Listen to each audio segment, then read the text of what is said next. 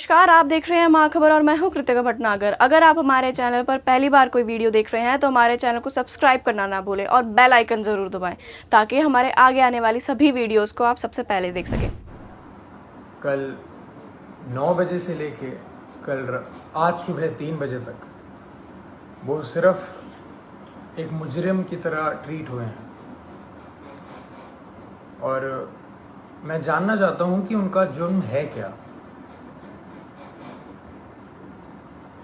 Hospitals की जो हालत है बिहार में, उसकी सच्चाई दिखाना जुर्म है या दवाइयाँ नहीं हैं तो जिनको ज़रूरत है उनको दवाइयाँ पहुँचाना जुर्म है, लोगों को खाना देना जुर्म है, या जो काला बाजारी चल रही है दवाइयों की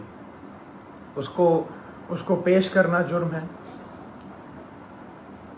सबसे बड़ा जुर्म मेरे को ये लग रहा है कि एक नेता के घर पे जो छापा मार के उन्होंने आप लोगों के लिए जो एम्बुलेंसेस यूज़ होनी थी वो बस घर पे पड़ी हुई थी और वो बस ये चाह रहे थे कि वो सारी एम्बुलेंस यूज़ हों आप लोगों के लिए। मुझे लग रहा है कि यही जुर्म उनका सबसे बड़ा रहा।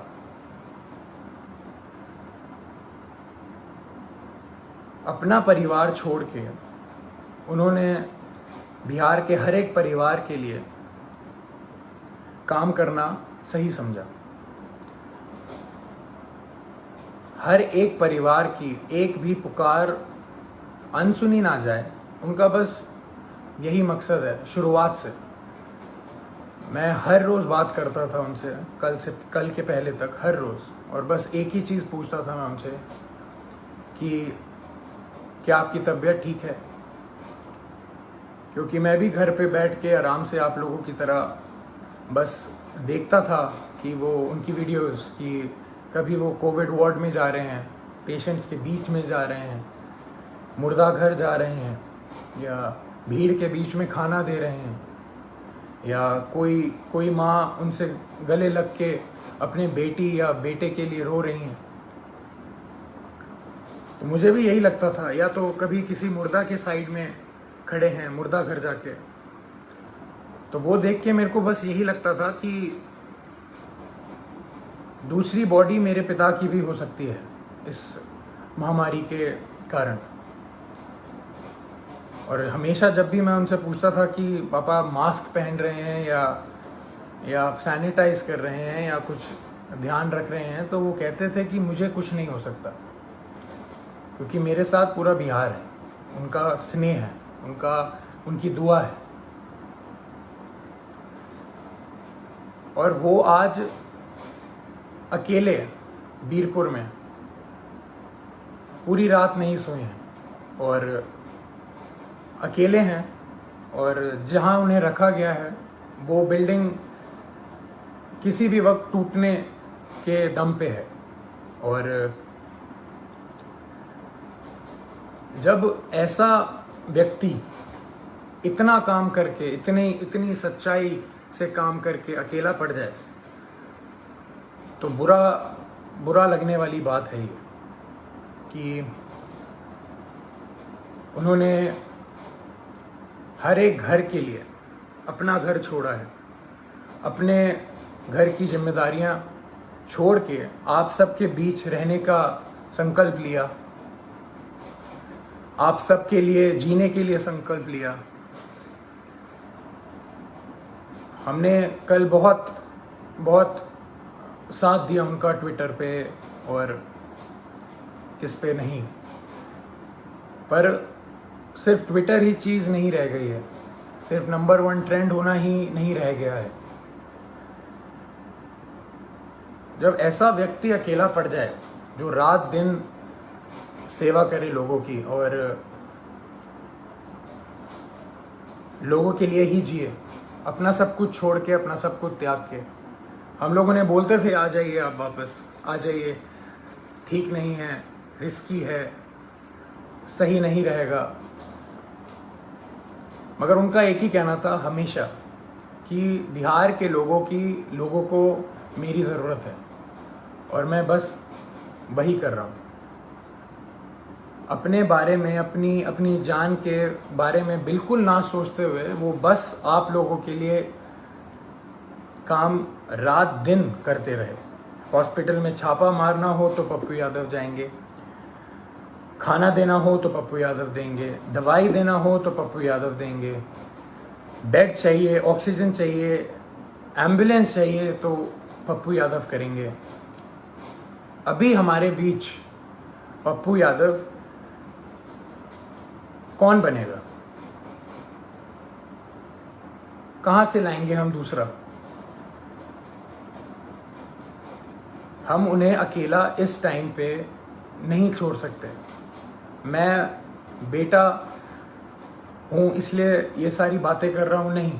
अगर मैं सिर्फ एक बेटे की तरह सोचता तो शायद मैं उनको ज़बरदस्ती बहुत पहले घर बुला चुका होता, पर मैं एक नागरिक की तरह सोचूं तो बहुत बुरा लग रहा है। जो आदमी रात दिन एक करके सिर्फ दूसरों के लिए जिए और उसके साथ ऐसा अन्याय हो, ये बिल्कुल मंजूर नहीं है, ना हम लोगों को मंजूर करना चाहिए। मैं पहली बार आया हूँ आप सबके सामने और ये बिल्कुल भी एक्सेप्ट करने वाली चीज़ नहीं है जो हुआ है मेरे पिता के साथ। कल से हुए जा रहा है और अभी भी हो रहा है। बाढ़ का पानी हो, बाढ़ के पानी में चलना हो, या इस महामारी के टाइम पे हॉस्पिटल जाना हो, या भीड़ में जाना हो, या मुर्दा घर जाना हो, तो सिर्फ पप्पू यादव ही जाएगा। और जेल जाना हो तो सिर्फ मेरे पिता पप्पू यादव ही जाएंगे। ऐसा क्यों? ऐसा मैं समझ नहीं रहा हूँ, ऐसा हो क्यों रहा है? ऐसा होता क्यों है? हमेशा एक आदमी जब दूसरों के लिए जिए जा रहा है 2400 घंटे, तो जब उसको ज़रूरत पड़ती है तो वो हमेशा अकेला कैसे पड़ जाता है? हमेशा उसकी आंखों में आंसू रहते हैं हर एक काम करने के बाद। हम अकेले पड़ जाते हैं, उसका पूरा परिवार अकेले पड़ जाता है। हम क्यों अकेले रह जाते हैं जब वो व्यक्ति रात दिन बस दूसरों के लिए जीता है? तो दूसरे क्यों नहीं खड़े हो सकते उसके लिए?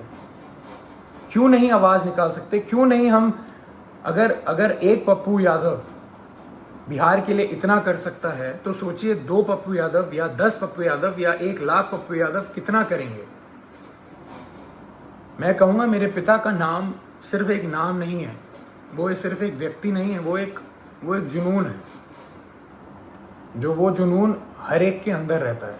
मेरे अंदर भी है, मेरी बहन के अंदर भी है, मेरे भाई के अंदर भी है, और आप सबके अंदर है।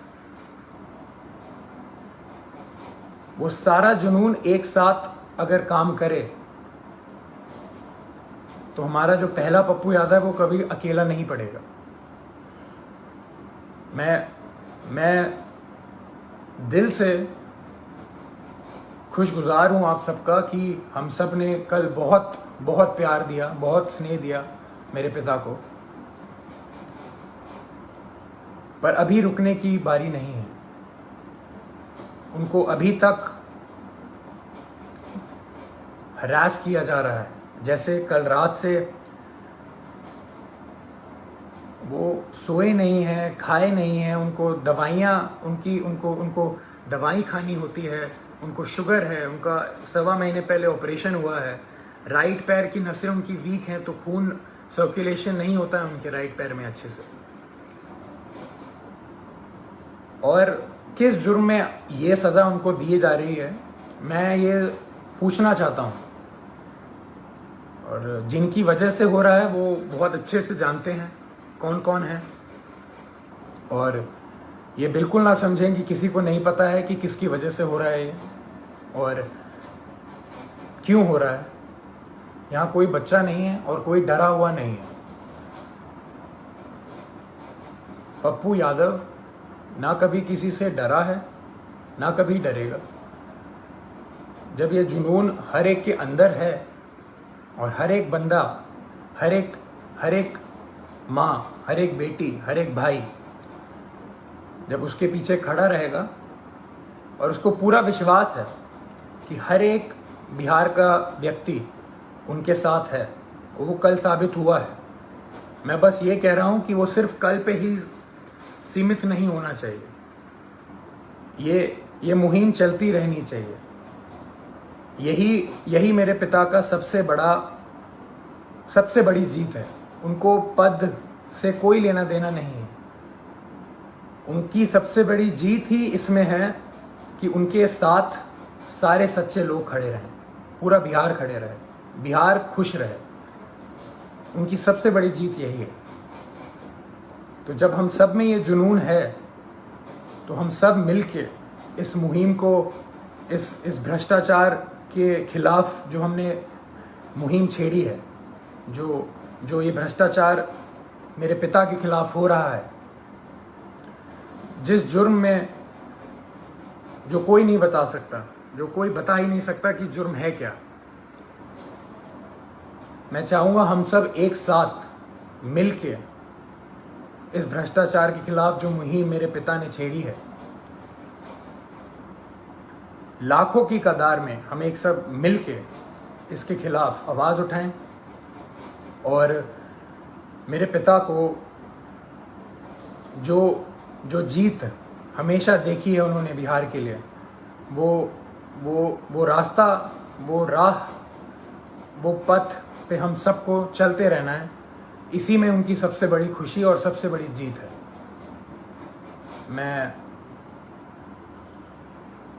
मैं बहुत खुश नसीब महसूस करता हूँ कि मैं अभी यहाँ बैठ के आपके सामने ये सब बोल पा रहा हूँ। ये मेरे पिता का संघर्ष ही है जो इतना प्रेम उन्हें मिलता है, और उनके नाम की वजह से मैं यहाँ पे बैठा हूँ तो आप सबके बीच में मेरी आवाज़ जा पा रही है। उनके संघर्ष को हम सबको मिलके उसकी आग को उठा के ही रखना है, बुझने नहीं देना है। प्रणाम। तो ये थी हमारी वीडियो। इसे लाइक करें, कमेंट करें, शेयर करें और बने रहिए महाखबर के साथ।